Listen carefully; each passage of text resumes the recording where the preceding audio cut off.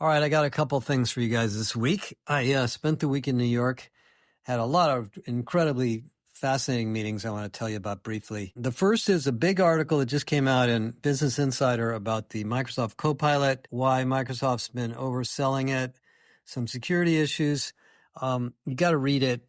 I think basically what's going on is we're finding out something that I think I've mentioned many times, which is these are specialized systems. And one AI platform that does everything from building PowerPoints to doing business analysis to doing employee self-service to doing marketing is kind of a bit much. It's not really the right idea.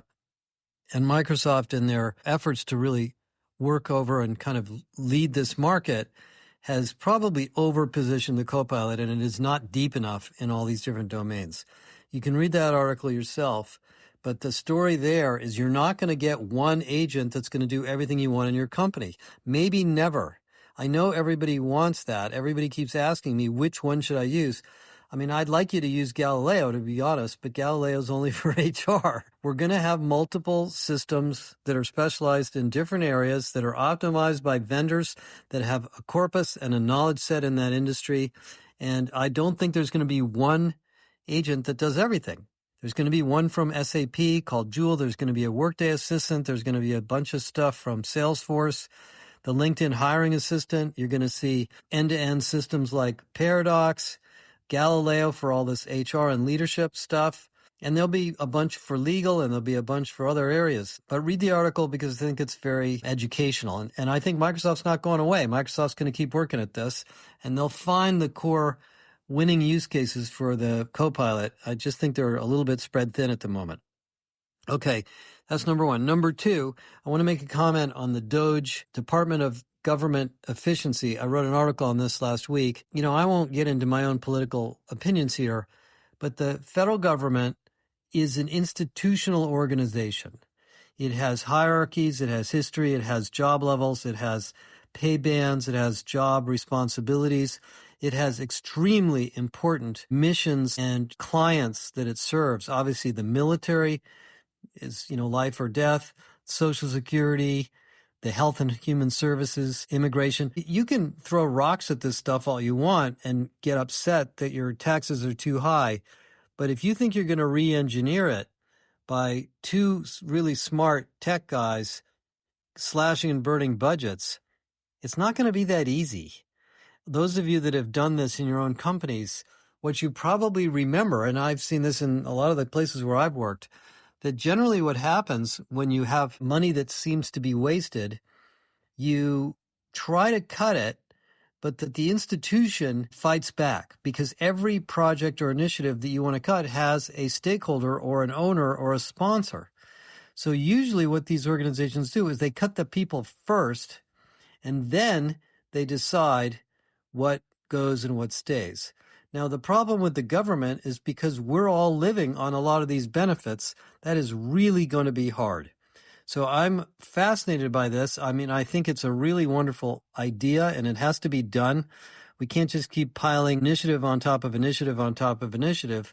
And of course, Congress doesn't get involved in the details of how all these things get rolled out. That gets done by the agencies. But I don't think it's going to be a quick project. And I don't think Elon and the other guy are going to get through it very quickly, but that's kind of the way it goes.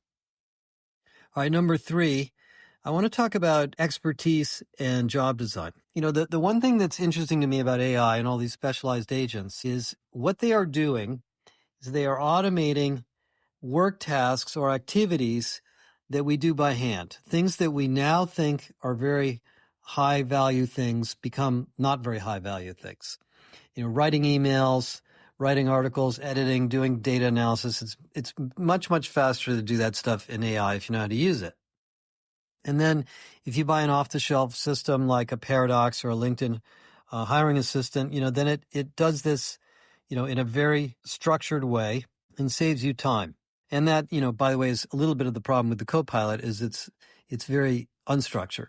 Well, in order for that to be useful, somebody in the company or individuals are going to have to figure out which of these activities they automate. But we didn't write down what all the activities are because we just did them. We didn't architect them.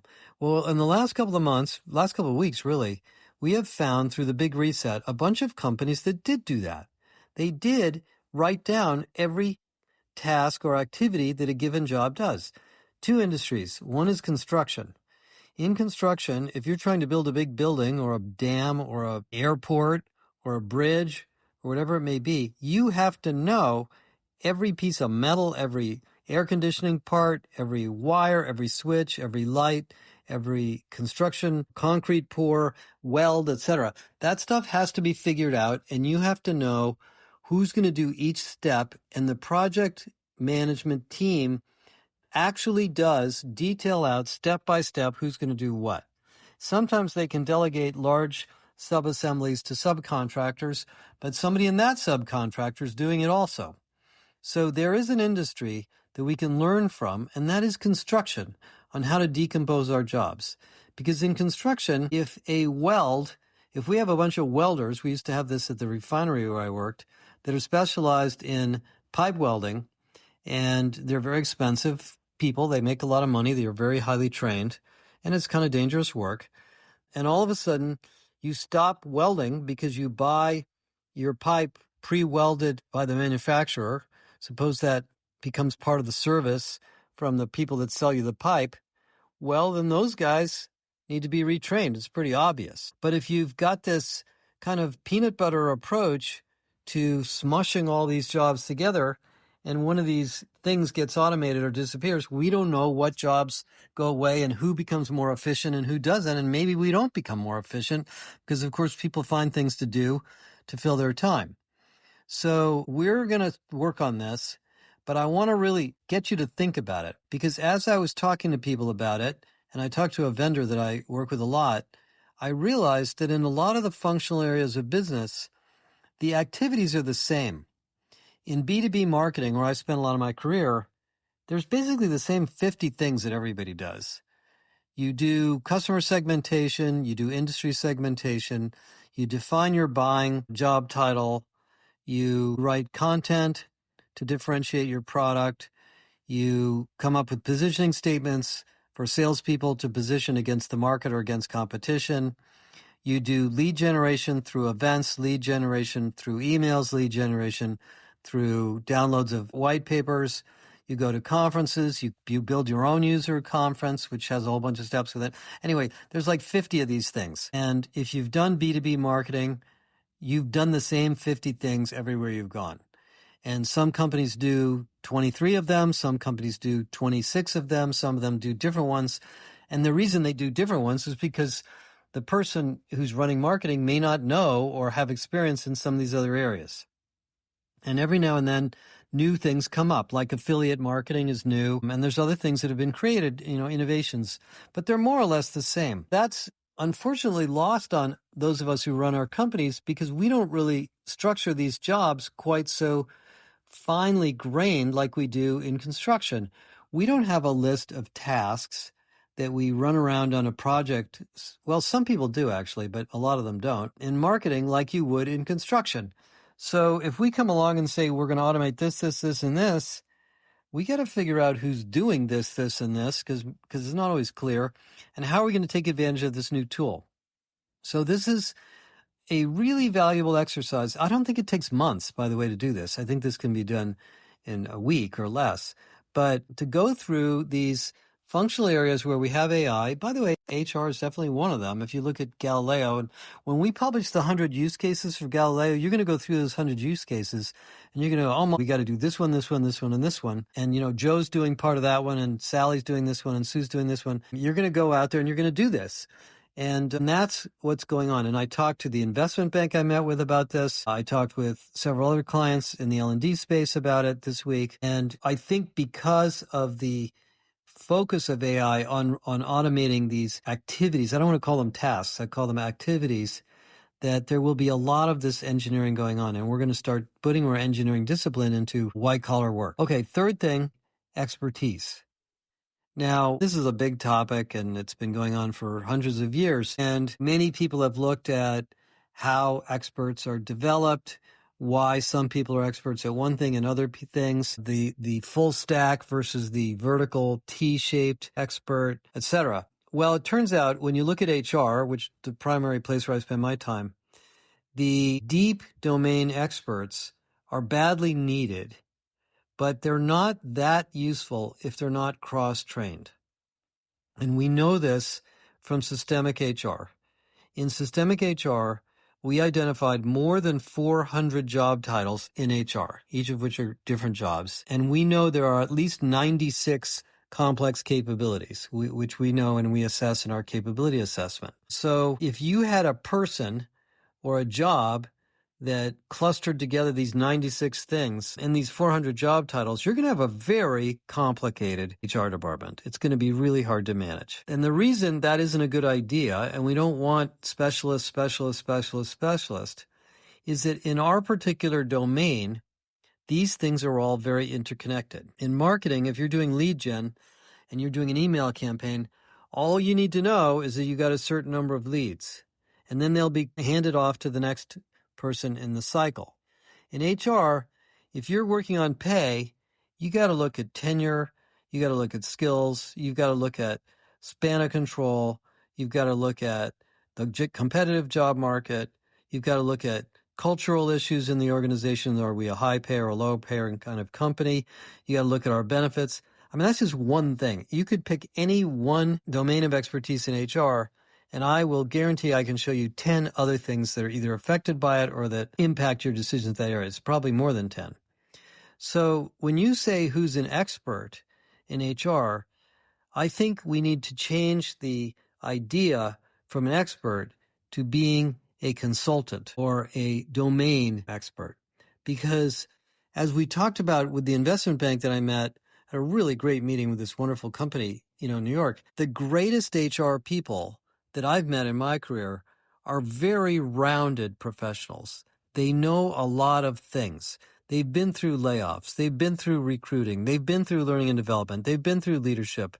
They understand issues of DEI. They understand issues of employee experience. They understand why people are productive. They understand onboarding. They understand enough about technology to understand what it doesn't do versus what it could do. And they know this from experience. They haven't just read about it. They've done it. And that is where we're trying to go with systemic HR. And Kathy and I are very excited that systemic HR has taken hold like a wildfire. When we first started this research more than 2 years ago, probably more like almost 5 years ago, and I came to this conclusion that we were organizing our HR departments like 1980s IT departments. And we went into it and did a lot of research and talked to a lot of companies and thought about it for a while.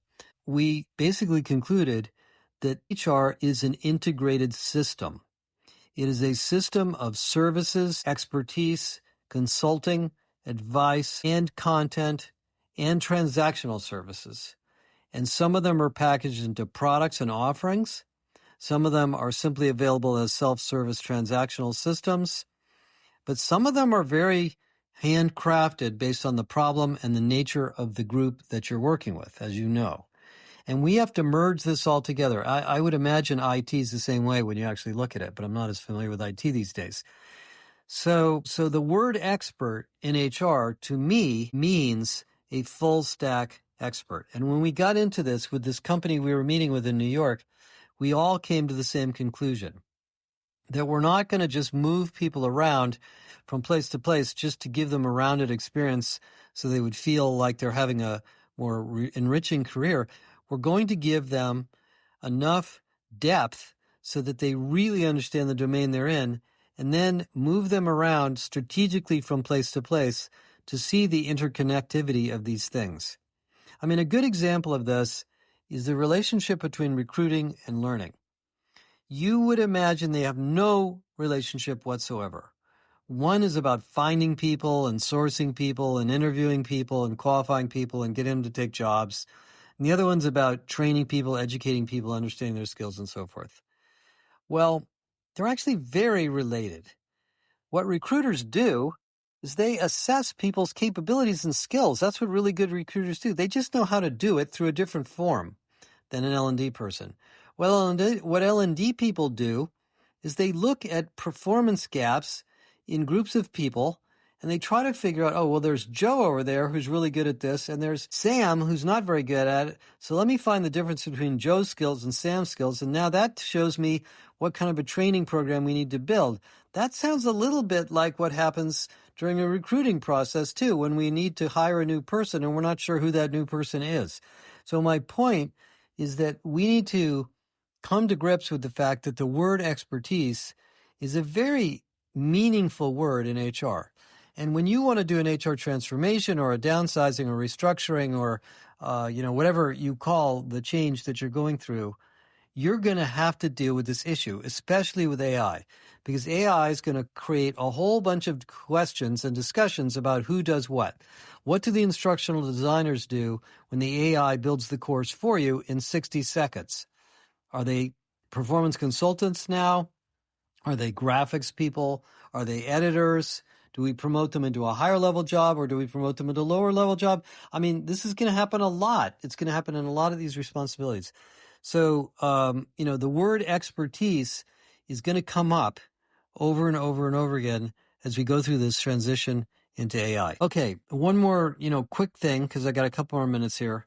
Session that I did Wednesday morning was with our friends at Sana on the future of L&D. And we had the same exact experience there that I had at LinkedIn, and I just want to share it with you.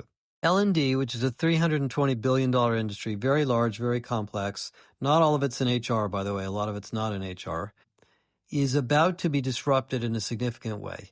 And it's long overdue because what's been happening to L&D is we really haven't had that many new paradigms or technologies for about 7 or 8 years. The last major innovation in corporate L&D, other than VR, which is a little bit of a niche area, was the LXP, the Learning Experience Platform. And the Learning Experience Platform, as innovative as it seemed, was really a Band-Aid on top of the LMS, which is 25 years old. So we didn't, other than video authoring and YouTube and things like that, we didn't really have big transformational innovation available to L&D professionals.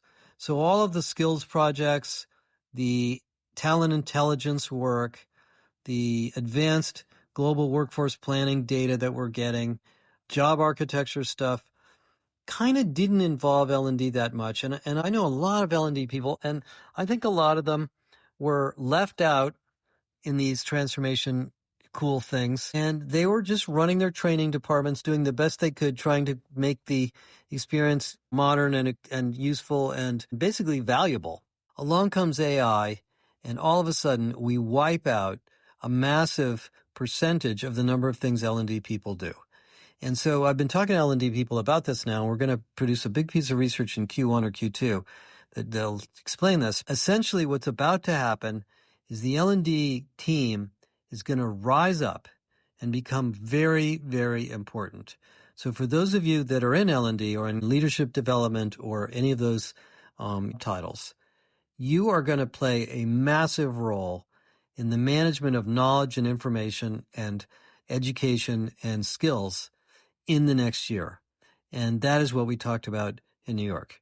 And we will tell you much more about this ahead because this is a big core area for us as a research organization, but also as an education organization ourselves.